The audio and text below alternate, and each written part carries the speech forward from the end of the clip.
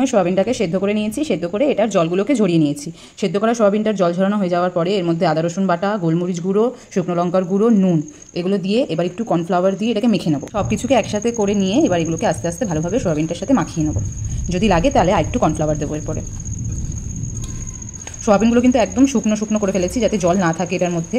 জল থাকলে আবার তেলে দিলে ছিটকে আসতে পারে। আর এই সয়াবিনগুলো সেদ্ধ করার সময়ও আমি জলের মধ্যে একটুখানি নুন দিয়ে দিয়েছিলাম, যাতে সয়াবিনের ভিতরেও একটু নুনটা চলে যায়। ময়দাটা দিয়ে ভালোভাবে মেখে নেবো, কারণ এটা একটু ক্রিস্পি হবে। আর এটা দেখছো শুকনো শুকনো একদম রয়েছে, তাই জন্য এর মধ্যে একটু তেল দেবো, রিফাইন অয়েল।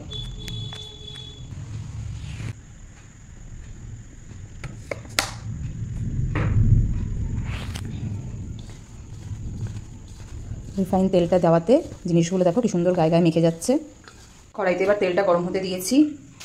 এবার একটা একটা করে ভাজতে দিয়ে দিচ্ছি কড়াইতে, আলাদা আলাদা করে রেখে। মিডিয়াম ফ্লেমেতে রেখে সয়াবিনগুলোকে ভেজে নিচ্ছি। কি সুন্দর লাল লাল করে ভেজে তুলে নিচ্ছি সবগুলোকে আস্তে আস্তে। এবার এই কড়াইতে বাকিগুলো দিচ্ছি। এবার একটা বাটিতে জল নিয়ে নেবো। জল নিয়ে তার মধ্যে 2 চামচ টমেটো সস, 1 চামচ সয়া সস, 1 চামচ কর্নফ্লাওয়ার আর 1 চামচ গ্রিন চিলি সস দিয়ে দেবো। সব কিছু দিয়ে এই জলটা বানিয়ে নিলাম, আর সাথে এই পেঁয়াজগুলোকে মুড়ো করে কেটে নিলাম। এবার এগুলোকে ভেজে নেবো। কড়াইতে তেল গরম হয়ে গেছে, এর মধ্যে পেঁয়াজ, টমেটো, লঙ্কা কিছু দিয়ে দিলাম। ক্যাপসিকামগুলোও ভালো হয়, কিন্তু আমার কাছে এখন ছিল না বলে আমি আর দিইনি। ভালো করে ভাজা ভাজা হতে দিলাম পেঁয়াজগুলোকে। এবার ভাজা ভাজা হয়ে গেছে, সব কিছু মিলিয়ে রাখা জলটা দিয়ে দেবো। আস্তে আস্তে ফুটে এটার রং চলে আসছে। এবারে ভেজে রাখা সয়াবিনগুলোকে দিয়ে দেবো।